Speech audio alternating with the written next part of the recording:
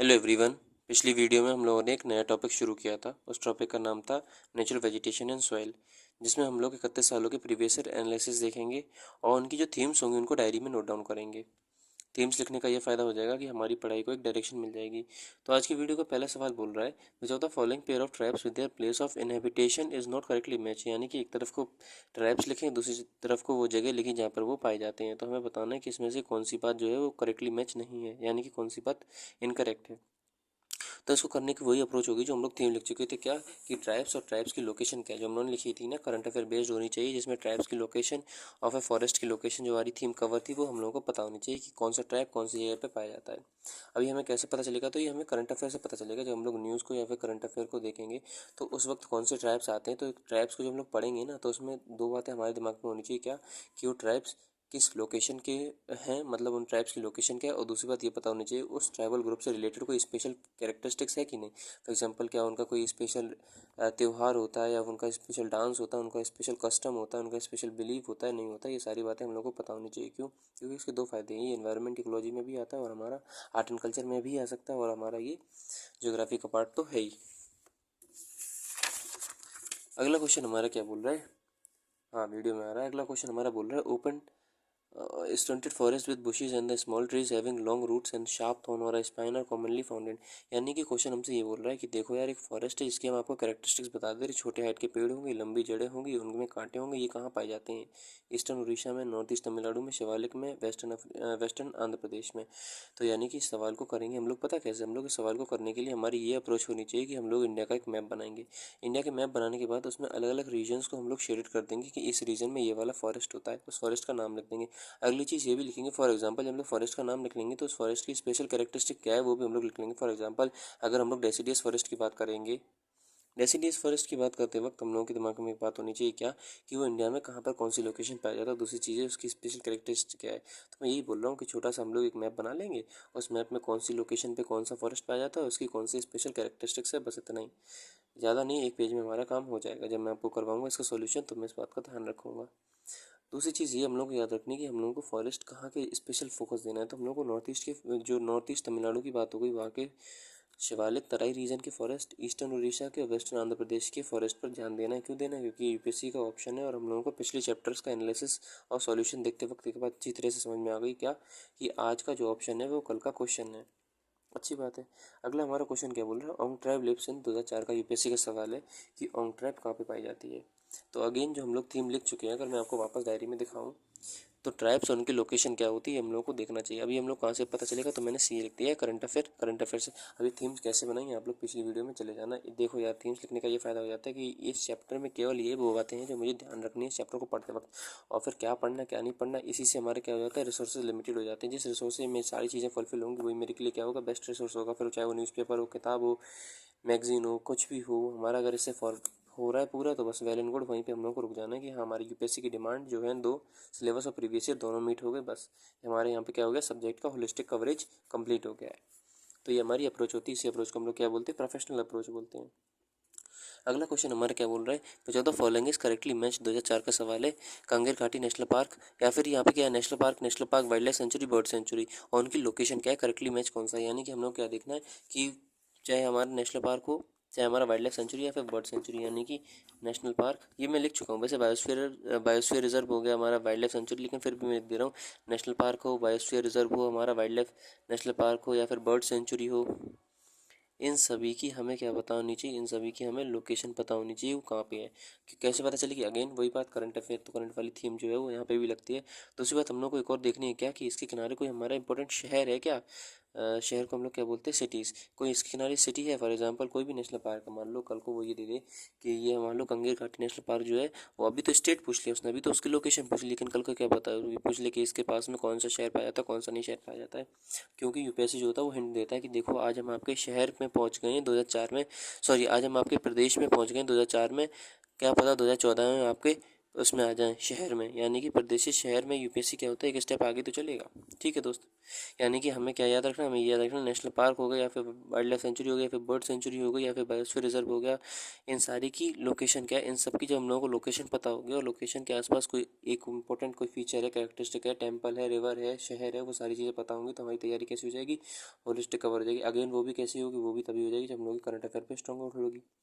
अच्छी बात है। अगला हमारा क्या क्वेश्चन बोल रहा है, अगेन वही क्वेश्चन रिपीट आ गया 2004 में कि बायोस्फीयर रिजर्व है, उनकी लोकेशन है सिमलीपाल हमारा सिक्किम में है कि नहीं, देवबंद जो है उत्तराखंड में, नौकरी यानी कि मैचिंग करनी कि इसका क्या होगा, नौकरी कहाँ पे है, कंचनजंगा कहाँ पे है। अच्छी बात है, यानी कि बायोस्फीयर रिजर्व उनकी लोकेशन थीम कैसी है, कवर है। अगला हम लोग अगर आगे सवाल चले, आगे के सवाल हमारे क्या बोल रहे हैं, अगला सवाल हमारा बोल रहा है क्वेश्चन नंबर 15 यूपीएससी 2004 का सवाल है कि among the following state which one has the minimum forest area cover. देखो यार, करंट अफेयर में 3-4 बातें हम लोग को याद रखनी क्या, एक तो ये कि उस वक्त पर हमारी क्या बोलते हैं ट्राइब कौन सी न्यूज़ में चल रही है, दूसरी बात ये नेशनल पार्क या फिर वाइल्ड लाइफ सेंचुरी कौन सी, और तीसरी बात ये हम लोग को याद रखनी है कि फॉरेस्ट का क्या स्टैटिक चल रहा है।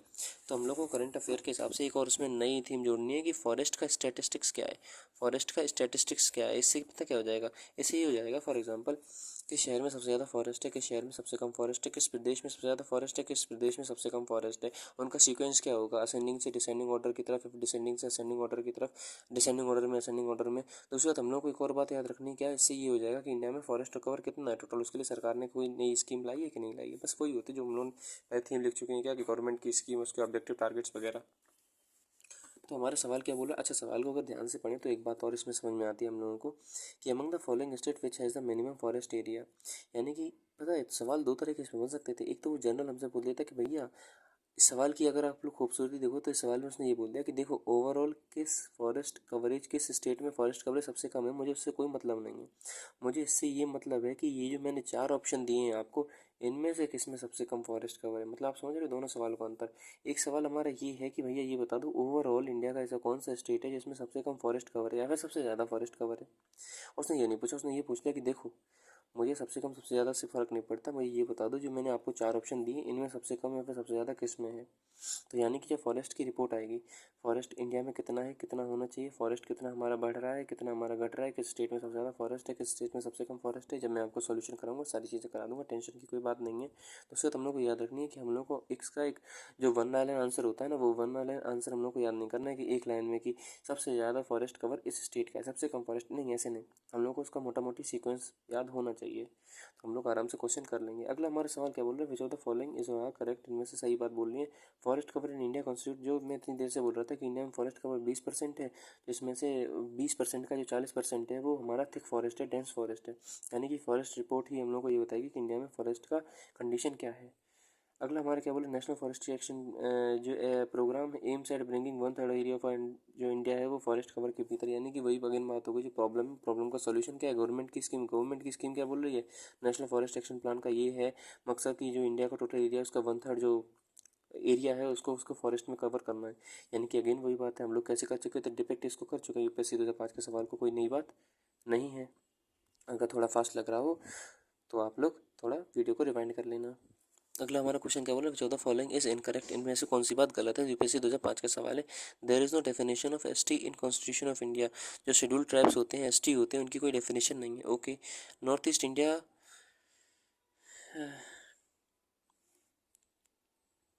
North east India accounts for over half of countries tribal population. यानी कि आधी से ज़्यादा आबादी जो है ट्राइबल लोगों की वो नॉर्थ ईस्ट इंडिया में। अगला है people known as Todas live in Nilgiri hills और फिर Lodha is a language spoken in Nagaland. Again current affair based है, जिसमें से हम लोगों ने सबसे पहले एसटी के ऊपर क्वेश्चन पूछा कि शेड्यूल ट्राइब की डेफिनेशन कॉन्स्टिट्यूशन में है कि नहीं है। फिर हमसे ये बोल दिया कि अच्छा ये कैसी है। तो ये ऐसे 2001 में हम लोगों को पता है स्टैटिस्टिक्स हुई थी हमारे देश में, सेंसस हुई थी। जब सेंसस हुई थी, जनगणना हुई थी, तो जनगणना के बेसिस पर ये सवाल पूछ लिया गया था कि बताओ ट्राइबल पॉपुलेशन जो है वो किस जगह पे सबसे ज़्यादा, किस जगह पे सबसे कम, वो ट्राइब्स कौन सी भाषा बोलती हैं। ओके, कोई दिक्कत नहीं है।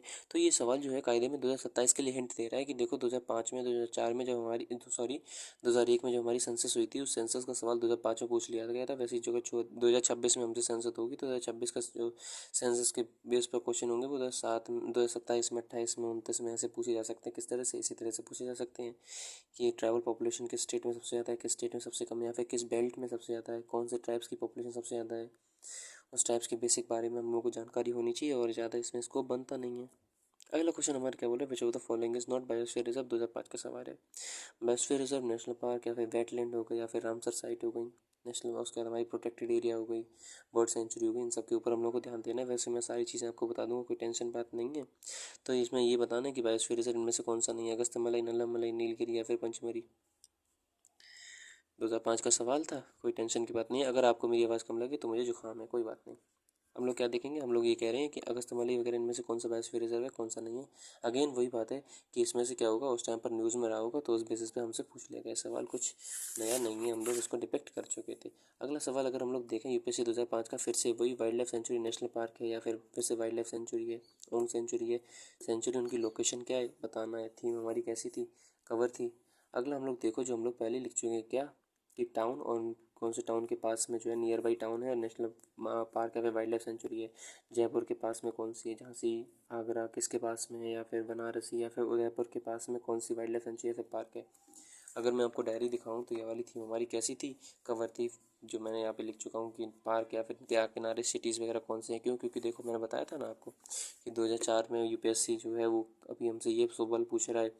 2004 में यूपीएससी के सवाल पूछने का ढंग ये है कि कौन सी national sanctuary, wild life sanctuary या फिर बर्ड सेंचुरी, बायोस्फीयर रिजर्व जो है किस स्टेट में है। मैंने 4 की जगह 14 बोल दिया था। मैंने बोला था ना कि 2004 में उसका सवालों का अप्रोच ये है कि कोई भी हमसे रिजर्व बोल देगा और उसकी स्टेट बोल देगा, फिर आज से 10 साल बाद 2014 में वो ये हमसे बोलेगा कि किस शहर के किनारे है, तो उसने 2014 छोड़ो 2006 में ही पूछ लिया कि कौन से शहर के किनारे, यानी कि यूपीएससी हम लोगों से ज़्यादा तेज है। अगला अगर हम लोग क्वेश्चन देखें तो which of the following is also known as the top slip, यानी कि इनमें से किसको टॉप स्लिप के नाम से भी जाना जाता है। यूपीएससी 2007 का सवाल है। Again national park, national wild life century, wild life century, wild life century, national park. तो वही हम लोग को होगा क्या, न्यूज़ देखेंगे उससे हमारा हो जाएगा। वैसे मैं इसको सॉल्यूशन कराऊंगा तो आपको करंट अफेयर अपडेशन के साथ ही बताऊंगा कि आखिरकार एड ऑन क्या हम लोग को और चीज़ करनी है अपने नोट्स में। तो यार आज की वीडियो को इतना ही रखेंगे। आपका अगर कोई भी सजेशन हो तो ज़रूर मुझे बताना कमेंट बॉक्स में। अगली वीडियो में हम लोग मिलते हैं और एनालिसिस के साथ। टिल देन, जय हिंद, जय भारत।